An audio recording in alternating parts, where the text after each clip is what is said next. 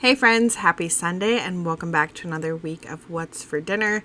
Today I've got 7 meals from this past week to share with you, and 5 out of the 7 are actually pasta. It was definitely a pasta week here at our house. I had some meals I wanted to try, and then my family requested a couple of things, and so we ended up eating a lot of pasta, which is fine. We got some like half empty bags of pasta out of the pantry, so it is what it is. But as always, any recipes that I mention, they will be linked down below in the description box. But let's go ahead and get into this week's What's for Dinner.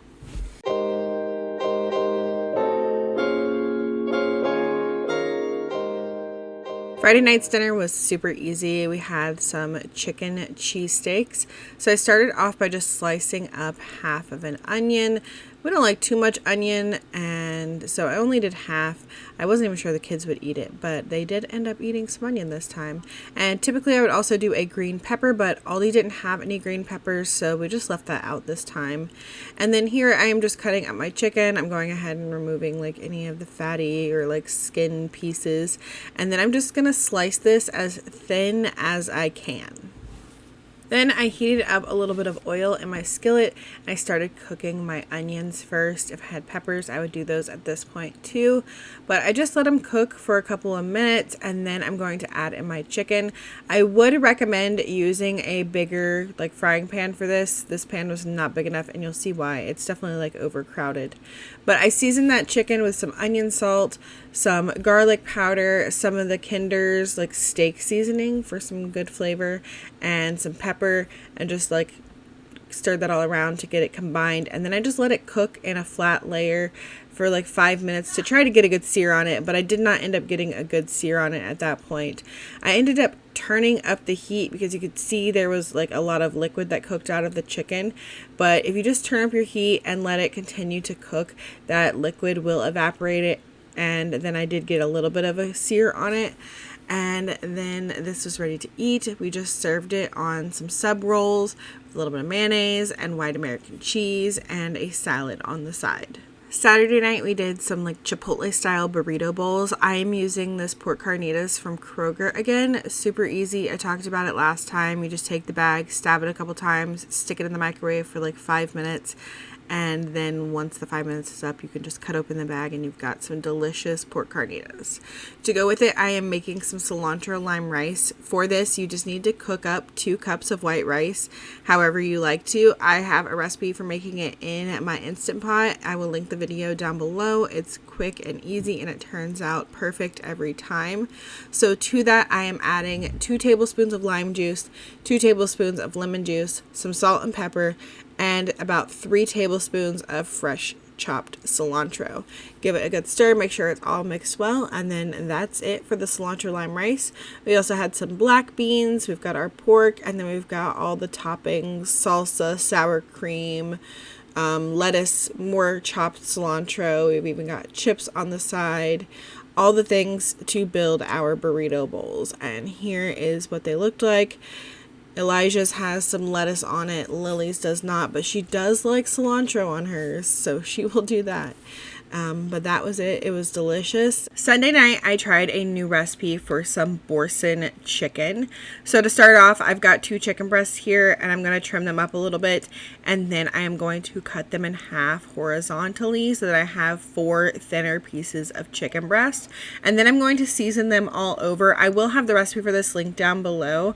It wanted you to just season them with garlic powder and some salt and pepper, but I did onion salt, garlic powder, paprika, and some pepper, and I did that on both sides. Then I heated up a little bit of olive oil and butter in my large skillet, and once it was hot, I added in my chicken, and I let my chicken cook for about 5 minutes per side so it could get a good sear on it. And then after the whole 10 minutes, you can use a digital thermometer and check the temperature. And if your chicken is done, go ahead and remove it from the pan. If it's not done, you can turn the heat down a little bit to like a medium low and put a lid on it and just let it continue to cook until your chicken is all the way cooked through. Once my chicken was removed from the pan, I added a splash of olive oil, and then I added in half of a diced onion and just let that cook for about 5 minutes until they had softened. Then I added in my chicken broth and my Boursin cheese. I added the chicken broth a little bit at a time to kind of scrape up any bits from the bottom of the pan. And this part of the recipe I am actually doubling. I doubled the chicken broth and I doubled the Boursin cheese solely because I wanted to use both of these blocks of Boursin cheese because I wanted both flavors. I wanted the shallot and chive, I think is what it was, and then the garlic and herb. I wanted both of them together, so I ended up doubling that, and so I doubled the chicken broth to make double the sauce, and it worked out because then we just had extra sauce for our pasta. And you just want to stir that together, whisk it together, whatever, till it's nice and combined, and then just let that bubble for about 5 minutes to kind of get thick. Then I just added back in my chicken. The recipe didn't say to do this, but I felt like it'd be easier to eat if I went ahead and cut up all the chicken. So I had cut it up and then I just added back in, and I just let that simmer for like 2 to 3 minutes just so it could get warmed through. And then I just served this over some pasta with a salad on the side, and it was delicious. We all loved it this night. I didn't think it reheated very well. I think because that sauce was mostly just, Boursin cheese. It just kind of separated. It still tasted delicious, but it didn't look good. So just keep that in mind if you make it. It was delicious the first night though, and it looked great. Monday night we had tuna casserole. I feel like we have this pretty often, but somebody requested it, so of course I made it. It's a super simple dinner, and I've shared it many times, so a video will be linked down below where I made it step by step. And we always serve it with a can of peas on the side because that's how I had it growing up. Tuesday night we had Timin Pasta. This is delicious and pretty simple to make as well. So I'm starting off by just browning 1 pound of ground hot sausage. You can use no meat or whatever meat you want. I've made it with ground beef and I've made it with chicken before. You're just going to want to cook it up and season it however you like. I'm doing some garlic powder, onion, salt, Italian seasoning, and pepper, and just getting that browned all the way through. And then once it is browned, I'm just going to go in with 1 jar of marinara sauce and 1 jar of Alfredo sauce and just let that sit until my pasta was done. Just kind of warmed it up a little bit. This whole thing is going to be going in the oven, so I did this in an oven safe skillet. That way I could dirty as few dishes as possible. So once my pasta was done, I did a combination of rigatoni and penne because I had 2 like almost empty packages in the cabinet. So I did a little bit of both and I stirred those in, or rather Elijah was helping me this night. He stirred it in, and then he stirred in a little bit of mozzarella cheese. And then once that was all stirred in, I also topped it with some mozzarella cheese and then put this in the oven on 350 for about 30 minutes. And here is what that looked like when it came out of the oven.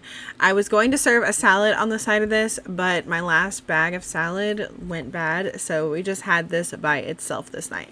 And as I said, I've made this many times with different meats, so it was, of course, delicious. Wednesday night we had cheeseburger pasta, which is basically like a homemade hamburger helper recipe. You saw a little bit of this if you saw the vlog that went up on Friday. I'm just starting off by browning 1 pound of ground beef with some garlic powder, onion powder, salt, and pepper.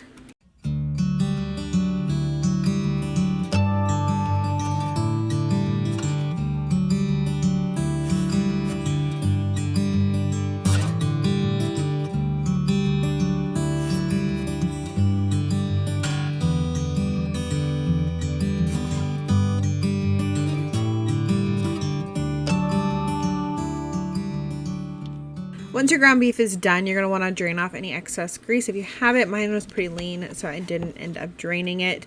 And then I added in 1 cup of beef broth, or I did water and the Knorr beef bouillon, 1 cup of milk, and 1.5 cups of water, and then 2 cups of pasta, and half a cup of ketchup and a little bit of mustard. And then you're just going to want to stir that together really well and then let this come to a boil. And then once it comes to a boil, you're going to want to reduce the heat to a simmer and let this cook with a lid on for about 10 minutes until your pasta is tender.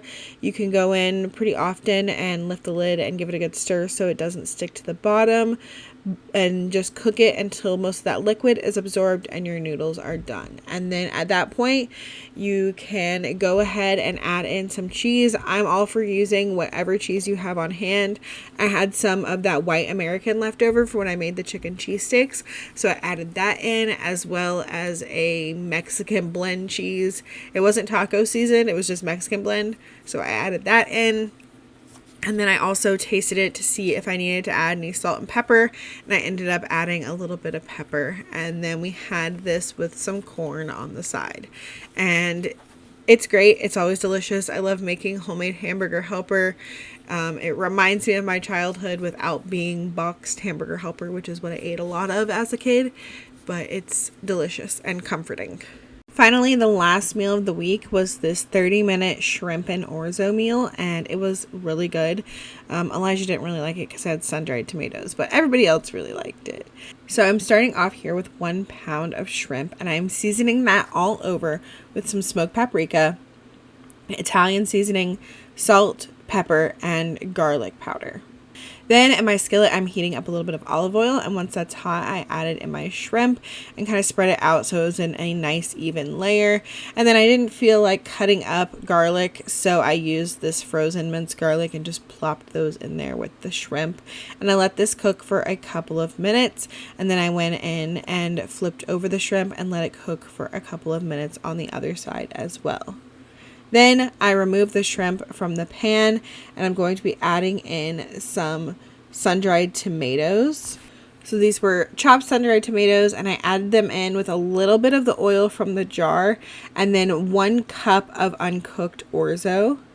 And then I just let that cook for a couple of minutes for the orzo to get a little bit golden brown.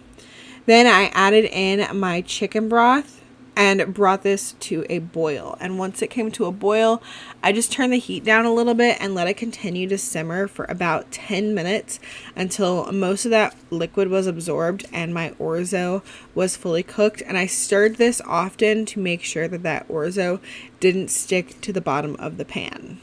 Once my orzo was done, I stirred in some heavy cream and some chopped spinach. The recipe also called for artichokes, but my family doesn't really care for them, so I left those out. And then you just want to cook this over like medium-low heat for about 2 minutes until that spinach starts to wilt. And then you can add back in the shrimp, and again, cook it for about another 2 minutes to warm that shrimp back through. And then this is done. You can taste it, see if you need to add any more salt and pepper, but that is it, and it was delicious.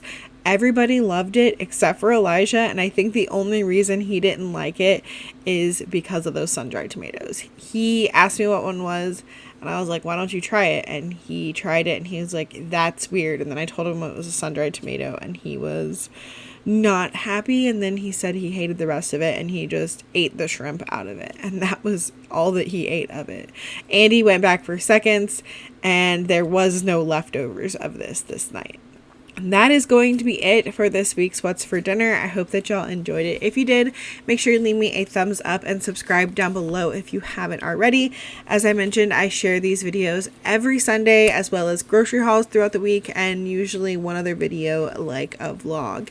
If you got some new ideas of recipes to try, let me know which ones you plan on trying in the comments down below, and make sure you leave me a smiley face emoji down there as well to let me know you made it here all the way to the end. I hope y'all have a great week, and I will see y'all in the next one. Bye.